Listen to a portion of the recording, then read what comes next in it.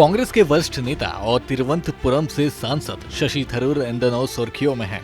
उनके हालिया बयानों और प्रधानमंत्री नरेंद्र मोदी की तारीफों ने ये अटकलें तेज कर दी हैं कि वे जल्द ही बीजेपी में शामिल हो सकते हैं।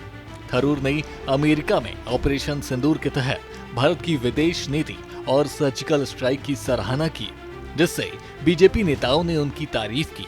बीजेपी सांसद रविशंकर प्रसाद ने कहा कि थरूर के बयान देश हित में हैं और अन्य कांग्रेसी नेताओं को भी इसे स्वीकार करना चाहिए। वहीं कांग्रेस के भीतर उनके बयानों से नाराजगी बढ़ रही है और कुछ नेता उन्हें बीजेपी का सुपर प्रवक्ता तक कह रही हैं।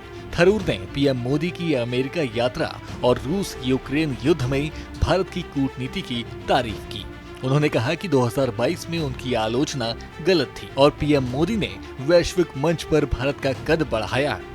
इसके अलावा केरल के विंझिंजम बंदरगाह के उद्घाटन पर थरूर ने मोदी के साथ मंच साझा किया, जहां पीएम मोदी ने मजाक में कहा कि उनकी मौजूदगी से कई लोगों की नींद उड़ सकती है।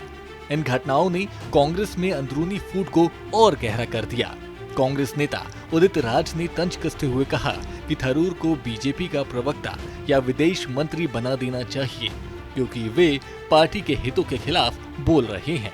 पवन खेड़ा ने उनकी किताब द पैराडिकल्स प्राइम मिनिस्टर का हवाला देते हुए कहा कि पहले वह सर्जिकल स्ट्राइक की आलोचना करते थे, अब तारीफ कर रहे हैं।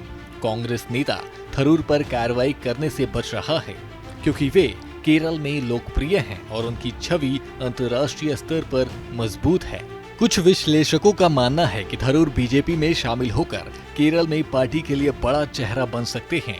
बीजेपी केरल में अपनी स्थिति मजबूत करना चाहती है और थरूर का अनुभव और लोकप्रियता उनके लिए फायदेमंद साबित हो सकता है। हालांकि थरूर ने बीजेपी में शामिल होने की अटकलों को खारिज किया और कहा कि वे उदारवादी हैं और बीजेपी की विचारधारा से सहमत नहीं हैं।